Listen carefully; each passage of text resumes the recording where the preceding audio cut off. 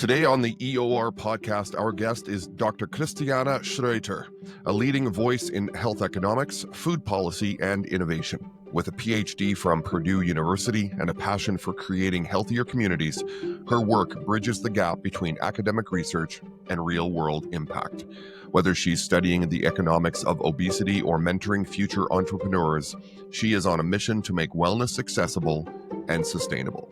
Let's dive into a conversation that blends science, leadership, and purpose. Christiane, welcome to the EOR podcast.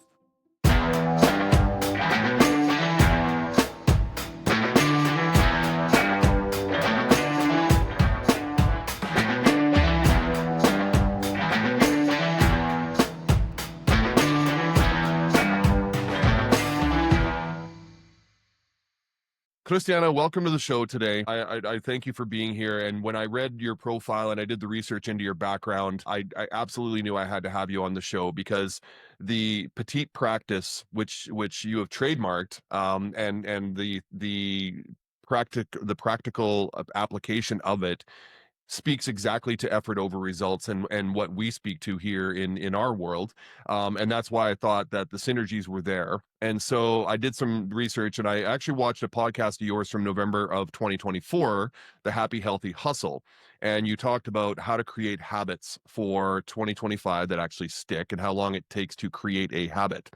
And I'm sure you've read Atomic Habits by James Clear, and we both are very much on the same page when it comes to let's focus less on the end result and just focus more on getting started and doing the small things every day that lead to those results.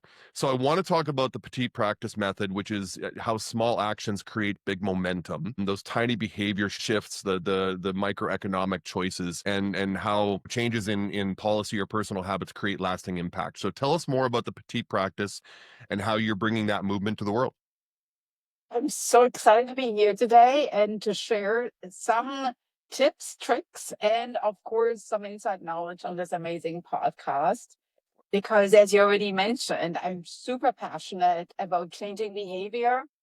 And while it always seems like super overwhelming to change your habit, I'm going to actually change like 3 different ways how you can change your habits today. And it ties in directly with my trademark Petite Practice method. Excellent. Well, let's get right into it. Tell us how you came up with the name and really what it speaks to and what it means. Yeah. So Petite Practice, and you can hear that from my accent too, of course, comes from Europe, from France. The word petite means small. Practice, I'm very intentional in choosing the word practice because I'm a firm believer that progress always is better than perfection, right? Progress always before perfection. So the word practice was chosen because you just need to get started in small steps. And that step might be great, might not be great, but you know what? You got started. So if you look at all of these athletes that are really dominating the world today, you think, oh my gosh, they're just so talented. And here they are, being the celebrity that they are. But if you really dig down deep, looking especially, at some of these players that we call the best of all time, they might absolutely not be, born with talent, but rather they really work their way and practiced and practiced and practiced into where they are today. So I want to emphasize that if you keep telling yourself, I'm not good at this, I can't do this, that's hard. This is my very first tip. Let's add the small word yet. I'm not good at this yet. But if I take a small step, I'm going to get better at this. And maybe today I'm going to practice this for 5 minutes, and tomorrow maybe for 5 minutes. And after you've done this for about a week, maybe this actually does get easier. And if it doesn't, that's all right. Keep going. It doesn't mean that within 7 days we can change a habit. It might take actually about 30 days if you listen to that podcast episode to really feel it's going to become part of what I call a routine. So a practice, a habit, and then a routine where all of a sudden you're starting to do this automatically. So when you look at some of these, basketball greats, I always pick basketball because my daughter is very passionate about basketball. And then you think like, oh my gosh, it just looks so easy. At the point when an audience thinks this looks easy, that is when you are somewhat the master of your skill. And to get to that point, it took years and years and years of practice. And again, where's it using the word petite practice and maybe even small steps to get there. So my first recommendation to you would be stop the negative self-talk. Tell yourself, I'm not good at this yet. And you're already going to see there's going to be a big mindset shift that will. Well, and that's growth mindset over fixed mindset, right? It is the yet basically speaks to that. And we'll get into that in a second because I do want to talk about growth mindset and Dr. Carol Dweck's work. But the petite practice, what I think hinders people when it comes to trying to even take that first step is expectation. And people have expectations that are it's like the January 1st resolution, right? They create these expectations of themselves that never last because they're so focused on the result instead of just putting in the effort. And this is where effort over results comes from my theory and philosophy, and how it matches so nicely to petite practice. It's just the simple act of taking that first step. And the way I describe it is, if you know you need to go to the gym to lose weight, to become healthier and so forth, just put your gym bag by the door. Start there. Because half the battle is those little things that just get you to the location of where you're trying to achieve what you're trying to achieve. And this is why our synergies are so incredible today in talking about this, because it's small little things. The best analogy I heard, Christiana, is if you were to take a paintbrush and dip it in paint and go across a piece of paper and you held that paper up like this, you wouldn't see the paint. But if you keep adding, adding, adding, and all of a sudden the layers of paint start to grow. And that's really where this petite practice comes in. It's just getting that layer of paint, that first step in, that you don't see, but after 20 days, 30 days, 66 days, and so forth, you now start to see results, and why I believe in what you believe in. Neat analogy. That's absolutely beautiful. And I think it's also something that, if you, it's actually great because if you think of something big, like I have to paint a whole room, that seems so overwhelming. If you get to start it with that one paintbrush stroke, over time, you're actually really going to paint that whole room. It doesn't have to happen in an hour or even in a day. It could just happen in a week. And it would be beautiful to see that progress in your paint and how it starts to transform that room. I love that analogy.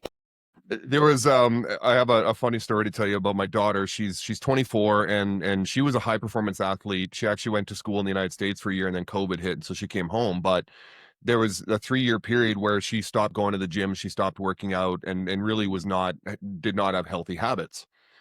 And to try to get her back at the gym, I said to her, "Hey, let's just go to the gym and sit there and watch people work out."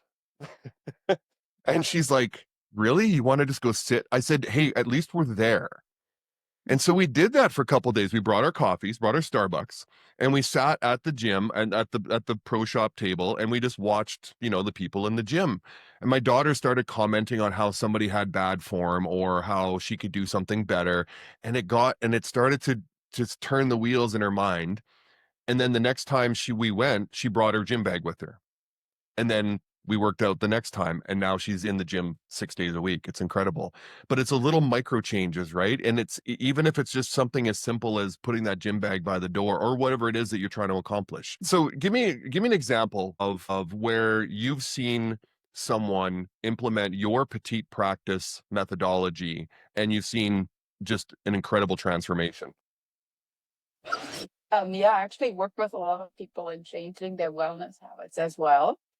So over time now, when I look back, I've been coaching and teaching for about 20 years now.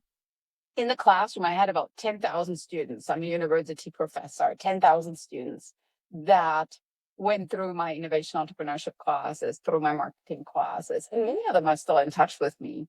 I'm coaching about 3,000 or so clients. So they're incredible numbers. And of course, the stories that really stick are the ones where I see these recurring themes, so to speak. So let me tell you about one of my clients, and it was actually wellness related as well. have like the famous drawer in the desk, that 3 p.m. like little craving for a little snack or sweet treat. So in that drawer were the treats right there. Never really failed. 3 o'clock hits, open the drawer and get out. I don't even know what it was, like M's or Reese's Pieces, something small, but still petite, small. So now think about this. Even if you were to cut out that little sweet treat every single day, it does sum up. And that's actually what my dissertation was. I looked at micro changes in your caloric intake and how this will impact your body weight over time.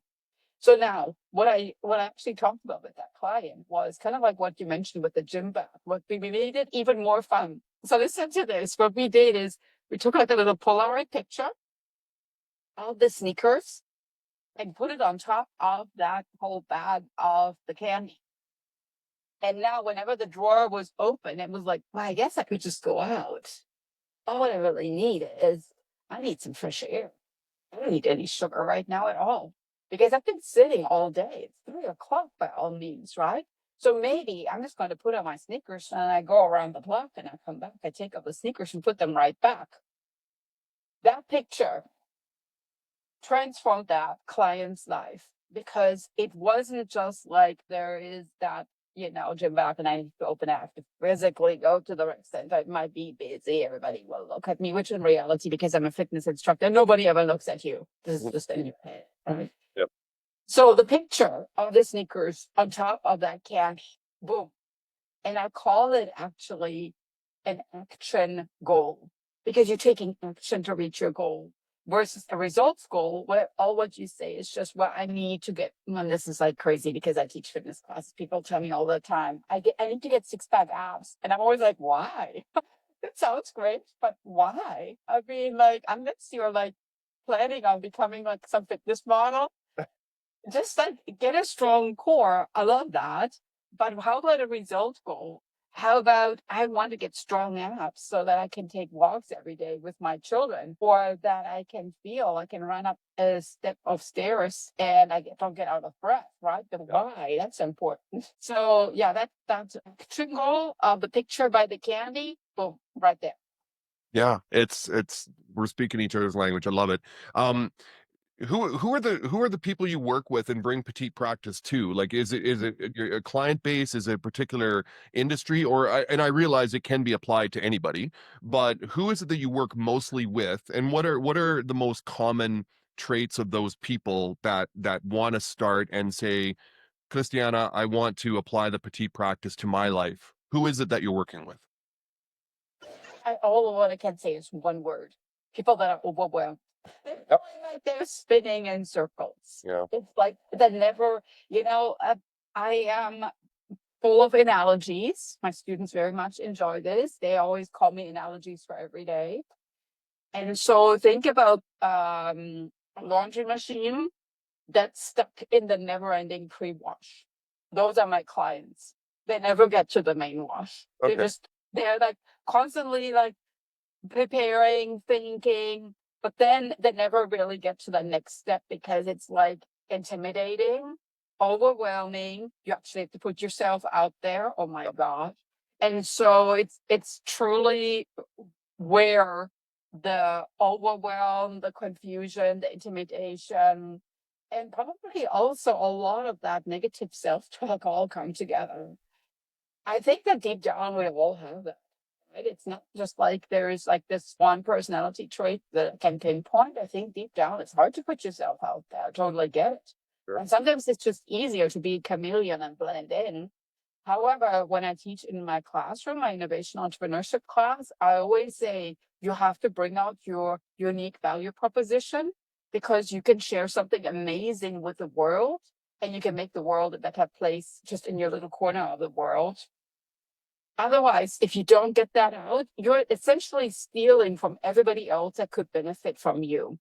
So it's not just like you making money in businesses, which most of my clients, that's what they really want. They want to see their sales increase. They want to scale their businesses.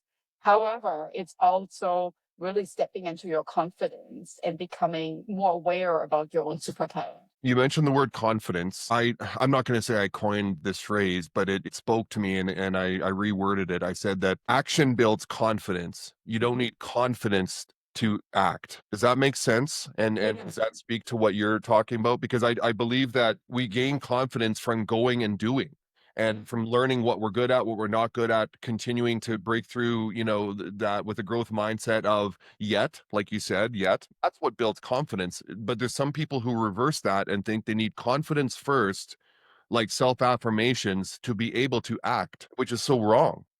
Yeah, I completely agree with that.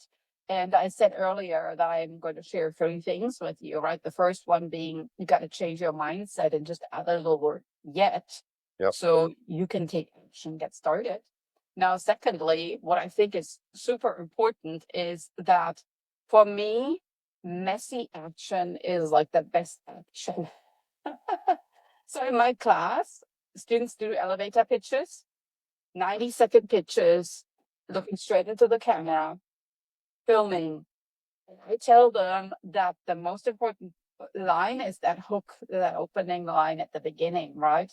And I have to tell you, those first elevator pitches, they're not always beautiful, right? And I always tell them that there's little things you can do. Don't film yourself in front of your messy closet. Make sure that you're looking at the camera. Don't fidget around. Wear clothing. All the basics right there. But then at the same time, you don't need to necessarily, have like all the equipment lined up, like the perfect microphone and camera. And it doesn't need to be like memorized. Oh my gosh, I had students memorize this. I said, what are you doing? Anyway, you're going to change your script around. So don't get like carried away right now. So what I feel is like right now, you said, confidence. Right now, just film it. And I can honestly tell you that everybody gets started with 0 followers, with 0 sales, and you just need to act. And then when you hate watching yourself, I get it. Let like a day or week pass by, maybe watch yourself or watch it with somebody else. Because I would say 90% of the people didn't even do that elevation pitch. Because they were like thinking they need like some magic star to align with something else. So just film it, and then the confidence will come over time. I love the you said messy action. I wrote it down. I love that. There's a podcaster I follow, Chris Williamson, and I watch his podcast, and he says just do the thing. Stop talking about the thing, stop preparing for the thing, stop expecting perfection from the thing. Just do the thing, no matter how bad it turns out. And when I first started this podcast, I was like, I need the right mic and the right lighting and everything. And the first one turned out fairly good because you're looking at the examples of the best podcasters in the world, thinking you need to be that. But that's like a 12-year-old child going out in the basketball court who starts dribbling a ball and thinks they're going to be Michael Jordan. It's the 10,000 hours of mastery, right? And it's just understanding that it's going to take a long time. And don't get me wrong, there are some people who are born with some more talent than others, so maybe it's a longer period of time for certain people. But you're right, the journey has to just start with that first step. Um, let me ask you this question. I want to start turning this into health and wellness. And one of the things about my podcast, even though I talk about leadership, I truly believe, and I'm referring to Kevin Lawrence's book, Your Oxygen Mask First, which implores like leaders need to take care of themselves. So obviously, with you being in the health and wellness industry and you promoting that lifestyle, where have we gone wrong? And maybe I kind of shocked you with that question, but where has our country, and I'm from Canada, so let's say North America, where have we gone wrong when it comes to health and wellness in terms of the messaging that we bring to people? Because there's an obesity epidemic that continues to get out of hand. How do we apply the concepts of the petite practice and just one step at a time, and helping people with obesity, with unwellness, with a lack of a healthy lifestyle? It's my passion project. So we are talking my language right now. My whole dissertation focused on obesity. And I graduated from Purdue, so I lived in the Midwest where we know we have hard winters, hot summers. So this is not like workout mecca, where you're like can just go outside and go for that quick walk with those sneakers that you took a picture of and put it on your pieces, right? So what I think has really gone wrong is that we became too comfortable with convenience, right? So unfortunately, the word convenience, especially when it comes to food, equals the majority of the time that it's not healthy, right? So when it's convenient, it's frequently highly processed. It might have ingredients that are not necessarily beneficial for you because it has been highly processed. Yeah. And thirdly, of course, there's a high price tag. I mean, if you want to save money, go to the farmer's market, right? And that is, I would say, somewhat convenient. Maybe it's not because, yeah, in California, we don't have bags. You have to carry things. There's no bagger. Oh my gosh, not even a shopping cart. And then you have to talk to people. You might even have to bring cash. And oh my goodness. But now I'm like really making this like straight. Think of this. You're socializing. You can look at fruit. There are samples, and this is not Costco, right? So you can even like try like fruit pieces right there that are maybe not familiar for you, but they are local. The farmers grow it. They are standing behind this.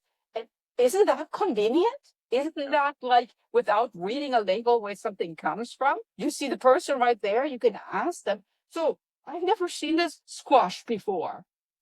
Can you give me a recipe? I think that's pretty convenient. So what has gone wrong is that we moved ourselves so far from that production origin that right now, you might look at something in the grocery store and you're like, I don't even know what that is. Because most people don't grow up on farms or don't come from agriculture. And for them, this is essentially just loading things in a shopping cart that are highly processed and are not necessarily great for you. So I think that that's really where things have gone wrong, that we think we don't have time to prepare those fruits and vegetables we buy at the farmer's market, where in reality it's actually even more complicated, right? And that's just the food intake. So when we think about like the workout, I have like a whole other story for you already there. But I want to stop at the food because I think you have a follow-up question for me there.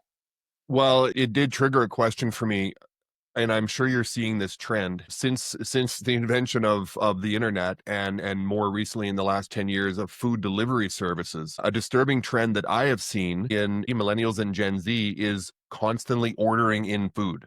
They don't make their own food anymore. And I think two things have caused that. And please correct me if I'm wrong. One is that generation, my generation, I was in the kitchen with my grandmother learning how to cook. And my wife has done as good a job as she did to try and do that. But the Gen Z generation doesn't we don't do that anymore. Like, we don't teach our kids how to cook anymore and what goes into making dinner, because we as adults have maybe fallen victim to the ordering in Uber Eats and DoorDash. But this generation, this has become their life.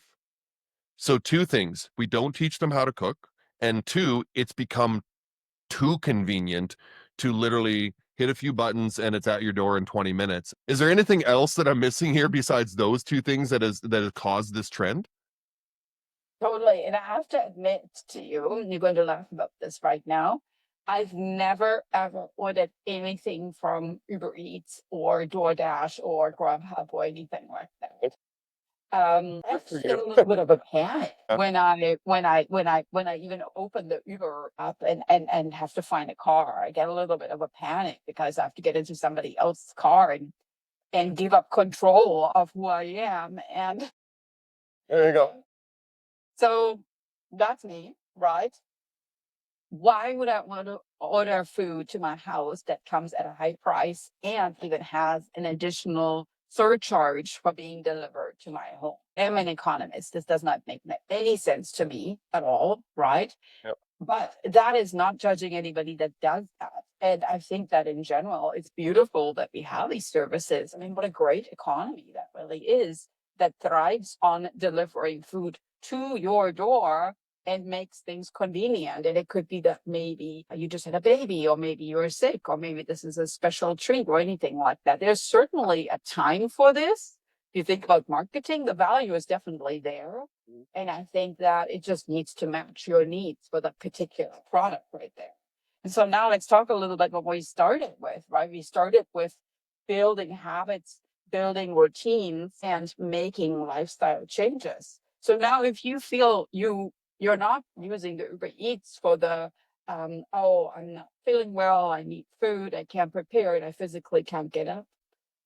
It's like a meal train of some sort because I'm dealing with something right now. But you are like getting this on a regular basis. You're on the other side of that spectrum, where all of a sudden this special treat with a surcharge became your habit and your routine, maybe, right?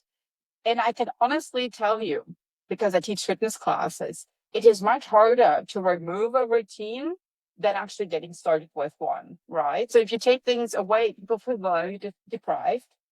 They're like, oh my gosh, I can't have Uber Eats right now.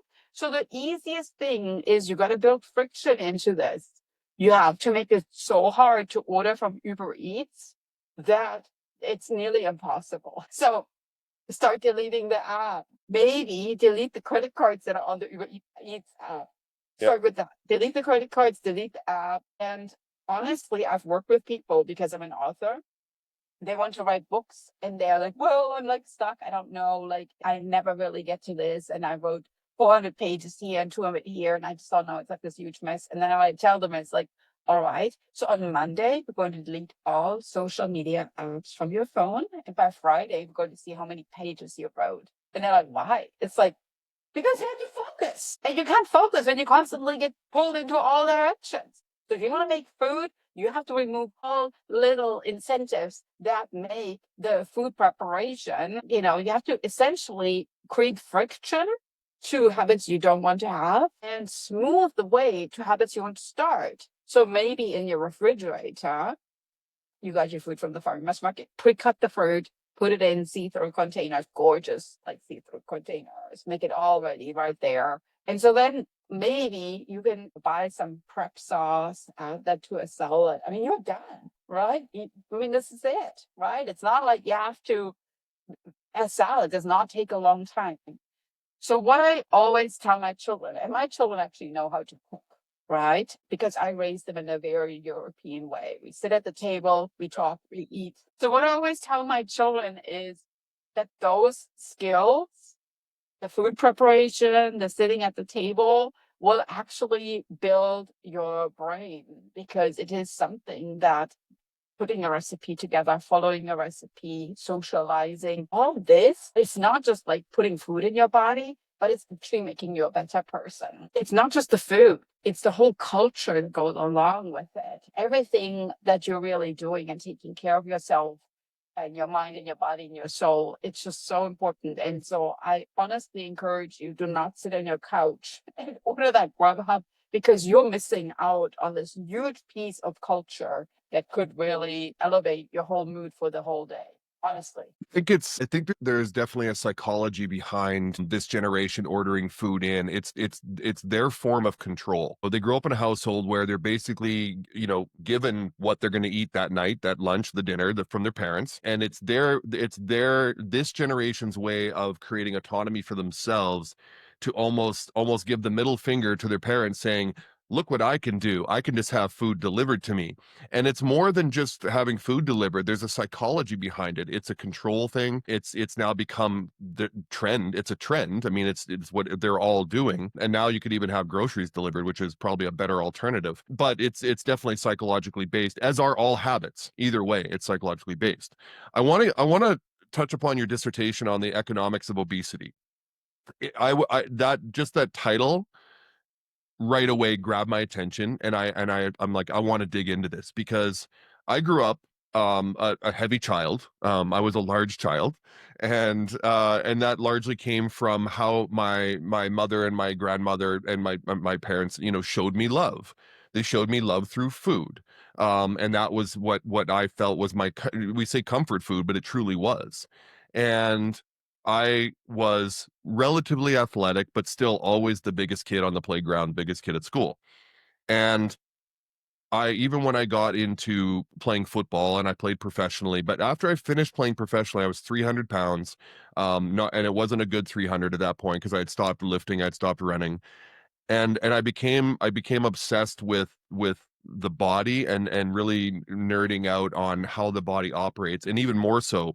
And it was a podcast I saw with Andrew Huberman, about 4 years ago, and it changed my life because I started to, and this is the one thing I do love about the internet, is the fact that we have information at our fingertips now to make these changes. Neuroplasticity, healthy lifestyle changes, how food affects us chemically and physiologically, and I love that. But let's talk about the economics of it, and the many different factors that have caused the obesity epidemic in, let's just keep it in the United States for now, roughly starting, probably I would suggest, and you would know better, in the 70s is when when that started to shift and people started to become bigger because of convenience. We moved away from an agricultural based lifestyle to more city based and so forth. So give us some background on what inspired you to write that paper, and some of the details behind it and how economics are involved.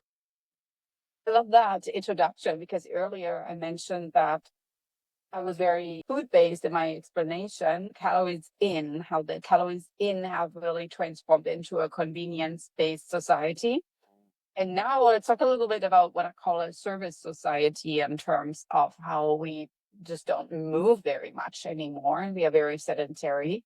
And if you look at the timeline, time is just probably about right, the 70s. It, of course, has a lot to do with making movement much harder, right? So you grab your car and drive wherever you need to go.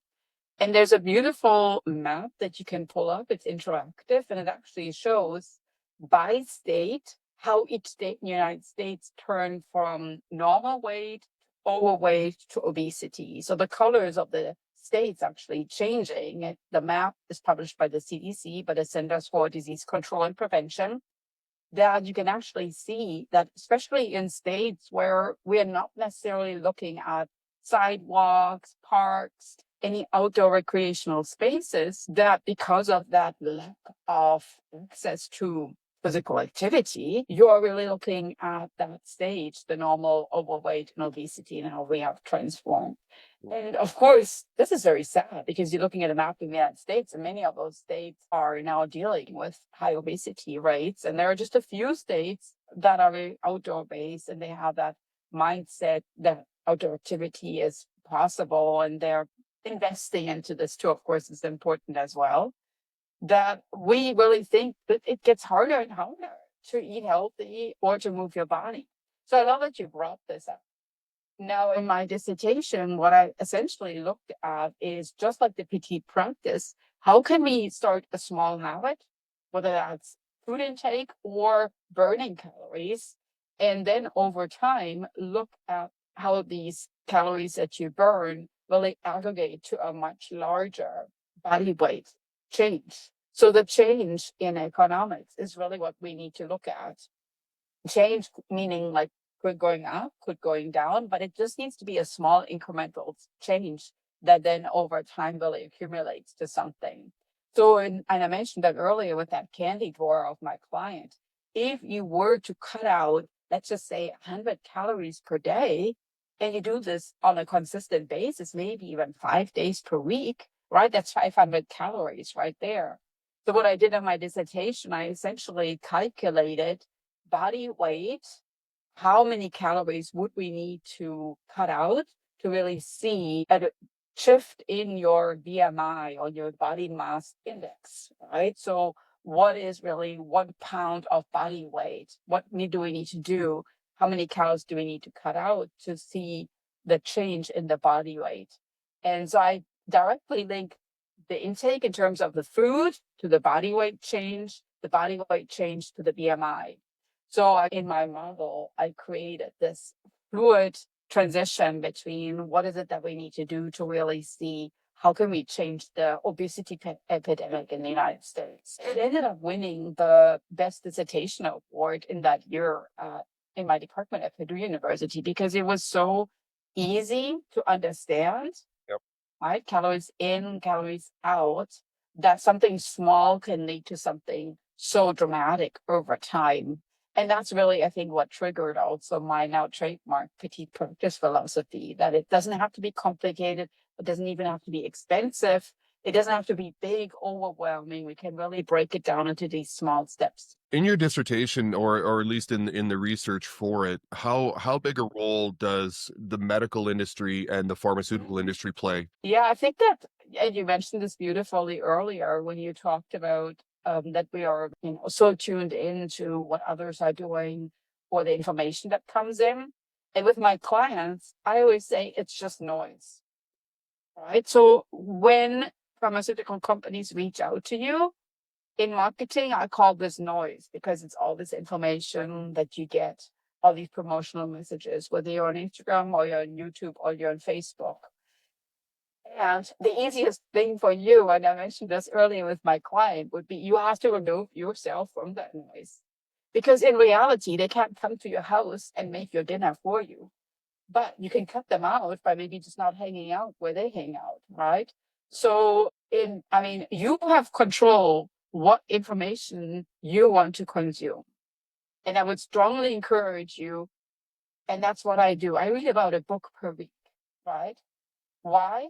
Because when I read a book, I don't get that noise. I just have the book. I don't need to necessarily scroll on social media to learn information. I just learn from that one author.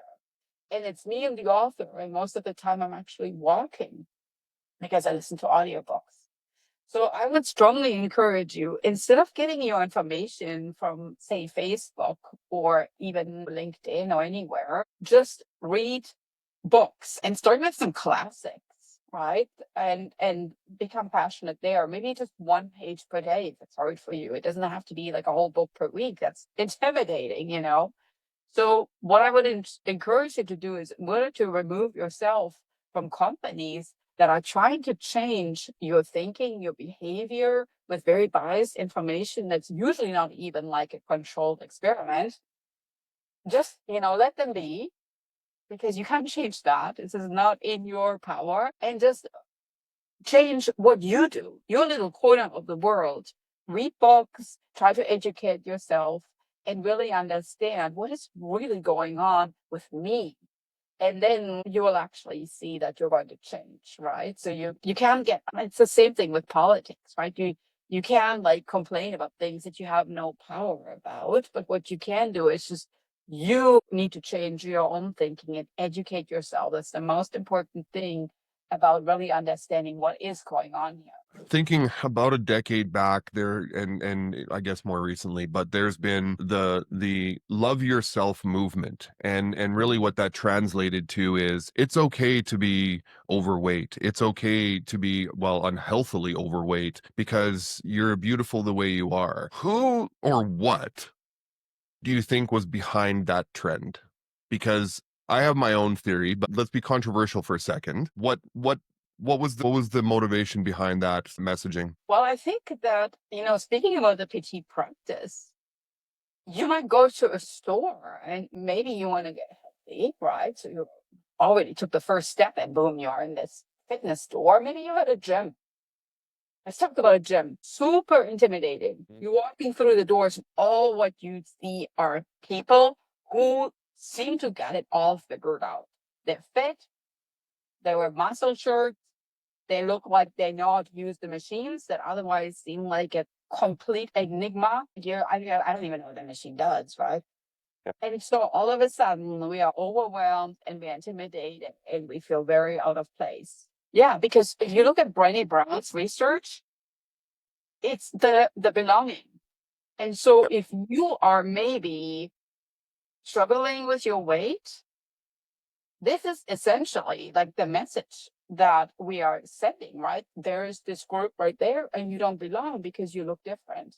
So now what really happened was that we need to make space and really figure out, well, if you make a, let's just say, treadmill, and on the package it shows somebody that's very fit, of course it makes sense from a marketing perspective because that's like the transformation I'm striving for. But at the same time, if I'm not that fit, I'm going to put that treadmill in the garage, which that's like another story. It's like a thing in California. Everybody has a treadmill in the garage that collects dust. Well, I mean, we in Canada.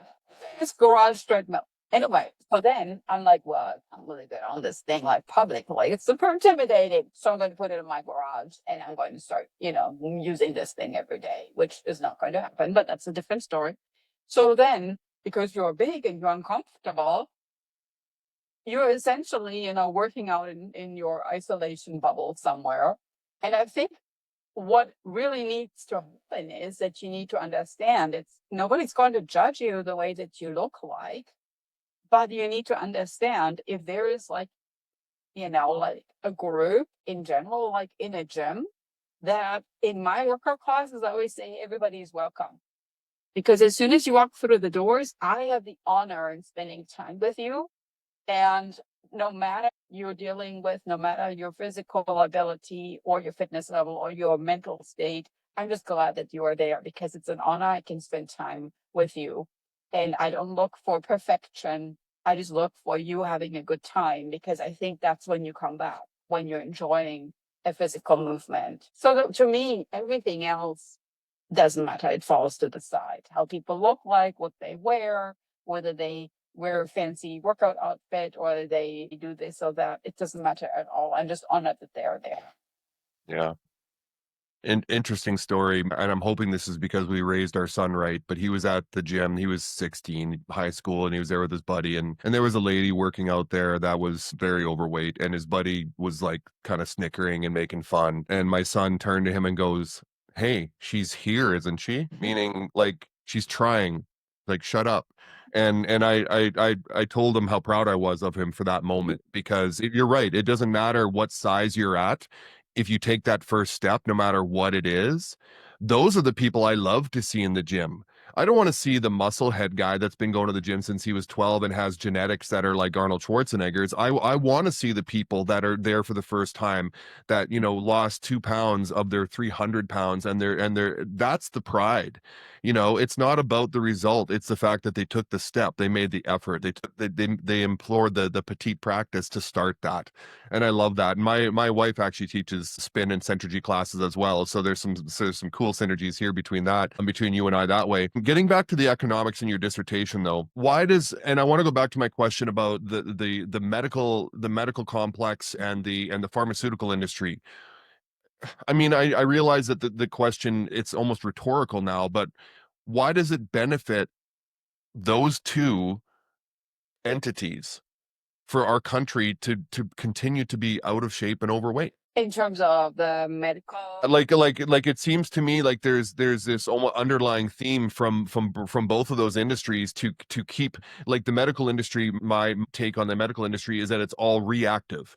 It's like they see you once you've gotten to a point where they can't do anything about it, and now they're just going to give you pills, which now is being, motivated by the pharmaceutical industry. So it obviously, in my opinion, it benefits those two industries for people to be unhealthy. Am I correct in that assumption?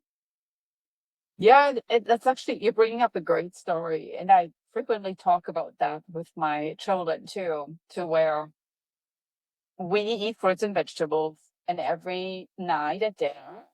And I strive for five. We want to eat five. When in reality, it would be just so easy to pop like some fruit and veggie pill that has it all like squeezed in there. And maybe even instead of 100% of vitamin C, it has like 1,000. Oh, yeah, it sounds pretty good. Right? Think about how many lemons you have to eat to get 1,000% of vitamin C. That's a lot. So why not just like take that pill and call it good instead of like cutting up an apple? Oh my gosh, an orange. So much work. So I always tell my children that if you are at that stage to where you have to take some sort of veggie pill or something like that, you're really missing out on life because it's like astronaut food for me. We're not going to pop pills. We're not taking some functional beverage or anything like that that has like added this or added that. Unless, and that's what I mentioned earlier with the Grubhub, there's like a compelling reason, like you're sick, maybe there's something out of whack with your body and your metabolism, etc., etc. You need this, right? So in marketing, when we think about this, there's of course a value of a product or a service you're offering, but do you really have the need for it? Do you really need this? Or is there another way? We all know what it takes to eat healthy and how to work out. This is like no secret. We know this. I mean, it's not hard and it's not expensive. So you really have to think like, why would I take some pharmaceutical or some medication unless again there's a compelling reason that has tons of side benefit and at the same time is probably expensive. And so why would why? I always ask my students like the 5 whys. We can't answer all 5 whys, we have a problem, right? So if deep down you're like, well, actually now thinking about this, I do know how to make a salad, or I do know how to move my body. Well, let's just get started there. Let's just try that. Yeah. And then I think that is really where it comes down to in reality, really. And if you also look, of course, at the life expectancy in the United States, and I wrote about that in my dissertation as well, it has a lot to do with socialization, right? So a lot of these things are done in a group, preparing meals, working out. And so by isolating yourself, it becomes more convenient to just order food in because you don't want to stand in the kitchen making a meal by yourself. Or by sitting in front of the TV, you're just by yourself and you're just switching off the world instead of going to the gym where everybody else is at. So I think what you really also need to talk about is that you need to put yourself out there and you need to build more social habits because a lot of social things involve eating healthy, maybe, right? At least eating or making food or moving your body. And if you only, and this is very important, I talked about this in my dissertation as well, you need to look at your friends. If you only have friends that are A, the negative Nellies, or B, the couch potatoes, or C, the people that are like the Grubhub loyalty rewards members, you have a serious problem. You need to think about, are these people that I want to hang out with? Because those people that are at the gym, the ones with the muscle shirts, etc., they belong to the tribe of other people that are like that. So you need to figure out, like, in order to be healthy, it's not all on you. Find some friends. Environment, changing your environment. But people choose to take the low road and they hang around people who, I don't know if the term is make them look good, but they don't make them look bad. So they choose to hang around other unhealthy. It's like people who do drugs. You hang around with other people who do drugs because you basically are validating each other's choices. Same thing with the lifestyle as far as food and eating goes. If you had to choose, if you were working with a client and you had to tell them to choose between one petite practice or the other, and I'll tell you what the two are. Someone who is overweight and unhealthy, and is it food choice changes that the petite practice is the first thing they should implement, or is it movement? And you can only choose one. What would you have them choose first? Movement. Why's that? Because for me, and because I work with business owners, the movement is where the mind starts to create the best ideas. Like my best ideas, my books, of course, I wrote them on a computer, but the ideas for the books didn't come when I just stared at the screen. They came when I was out on that walk. Yeah. I was maybe moving my body in a way that I was removing myself from the I have to write a book right now pressure, the overwhelm. So plus, let's just say you're moving your body outside. You put those sneakers on, you're outside, you're just taking a loop around the neighborhood. You might actually see a neighbor, you might talk to this neighbor. There's a socialization aspect. And when you come back, maybe the fresh air, the movement, the talking to your neighbor, maybe your neighbor, this is how it happens in our neighborhood. They're like, oh, we have these tomatoes over here, or we have these oranges over here. They're giving you some food. And now you are maybe a little bit hungry, you need a snack, you went outside, you saw your neighbor, and boom, boom, boom, boom, there is your food intake right there. Yeah. So I can almost guarantee you're not going to come back from your walk and you're going to open that drawer and jam those raisins in your mouth. You are just not, because you're like, gosh, I felt good, that fresh air. And then you're like, what should I do right now? Maybe I make a quick smoothie with that orange that my neighbor gave me, or cut up the tomato and put some salt and pepper on it and eat that as a little snack. So this is how it happens, right? So one petite practice leads to the next. I would always say movement. You actually touched upon two things that I strongly believe in. There are two things that I think are extremely important, and this goes to socialization. But I truly believe that every conversation is an opportunity, regardless of where and when it happens. I think you can learn something from every conversation that you have, even if you're standing at a bus stop waiting and you chat with the person beside you. The second thing is that any form of movement, and I'm glad you chose movement, and I'll tell you why. Because as soon as you said it, I immediately agreed, because I know that when I'm having a bad day mentally, physically, I don't feel great. I wake up without energy. And a lot of people, when they wake up without energy and they don't feel good, they figure, well, I'm not going to go to the gym and work out because I'll just feel worse. I don't think I've ever gone to the gym and come out of the gym feeling worse, you know? And that's why I think movement does. It changes here. It changes the body's chemistry. It changes the physiology. Even if you decide just to go walk down the block and back, it doesn't have to be a full workout. But I believe in conversation, socialization that way, and I truly believe in movement. And but I think there's something to be said, Christiane, about people's motivations, and they have to find their reason why. Simple. They can't be told. And I want to go back to, the story about my daughter. It's like she became very unhealthy during COVID in 21 to 24. And we kept telling her, you're making bad choices, you're eating poorly, you're not going to the gym. What, you used to go to the gym all the time. And all it did was make her feel worse. When we decided to just let her make her own choices and stopped controlling her and telling her what to do, she finally hit that point. I don't want to call it rock bottom, but she hit that point of, I can't keep living like this. So when that pain of the current situation you're in is outweighing the pain of change, you need to make the change, and people need to choose that for themselves. They need to reach out and say, okay, I need help. Or they need to say to themselves, I need to move. Even if it's, like you said, putting the shoes, picture of the shoes, let's start somewhere. So I believe in that. And I love that you talk about health and wellness, and I could talk for hours about this because I geek out on it.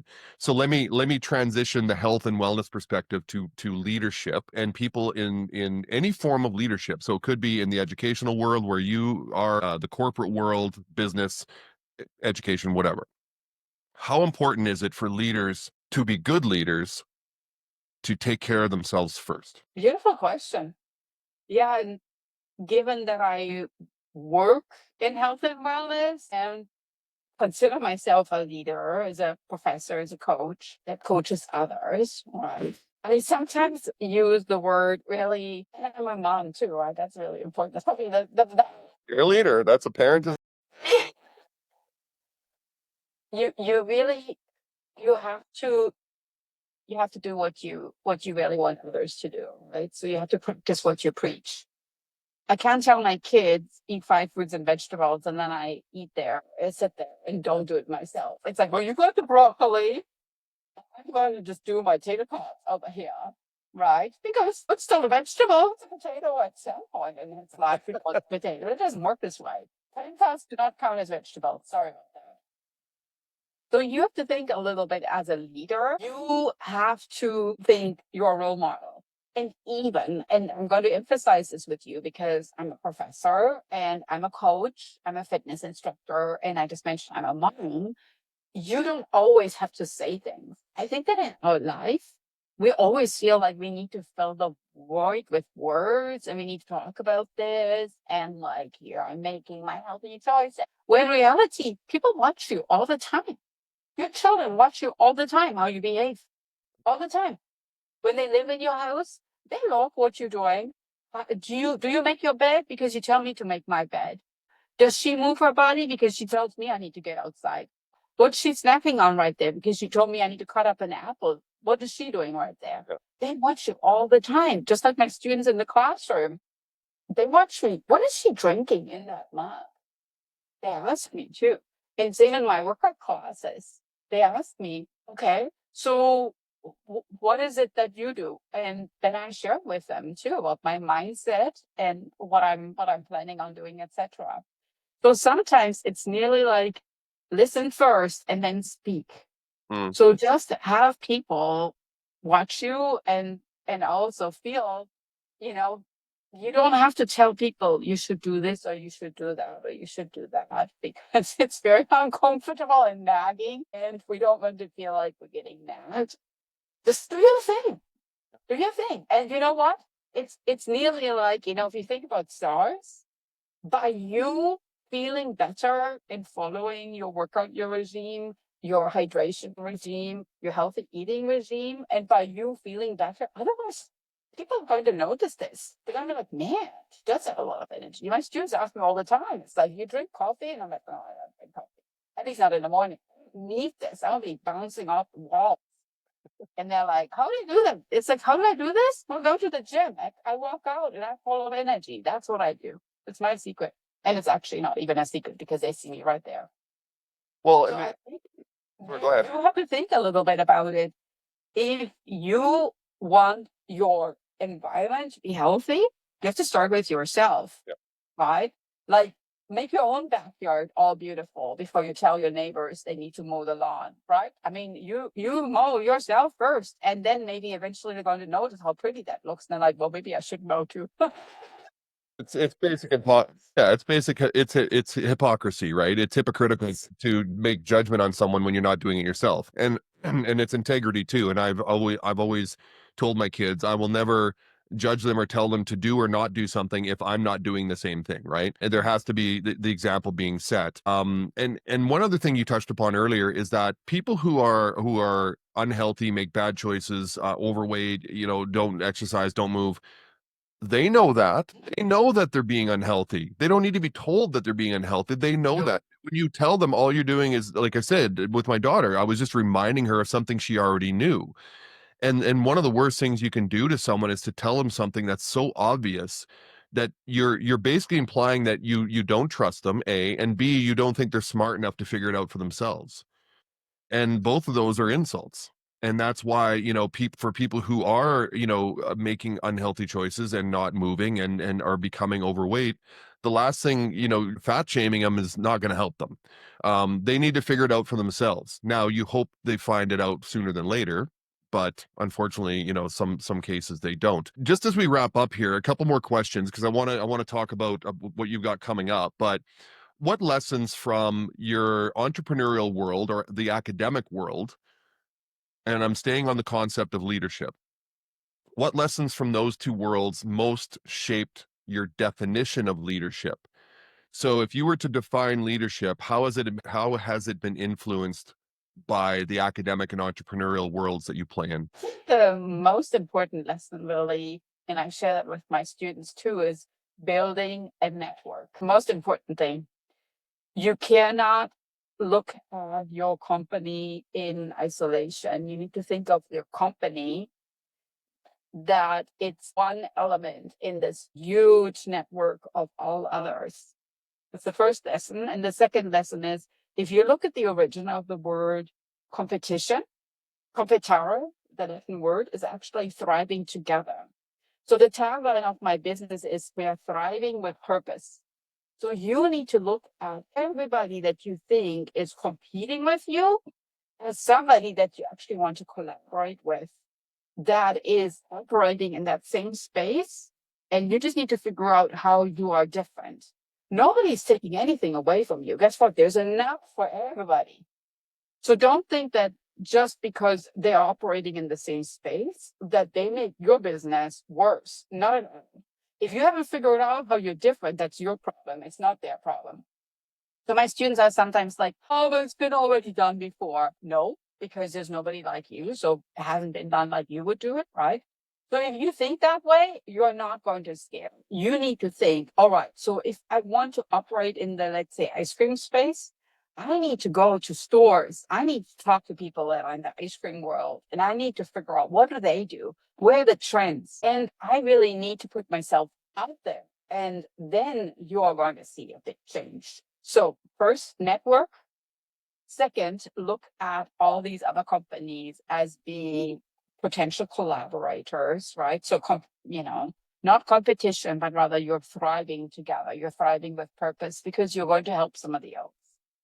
And earlier, I mentioned I have already shared two things from my petite practice. The third thing in my petite practice is really, I would say you have to write things down.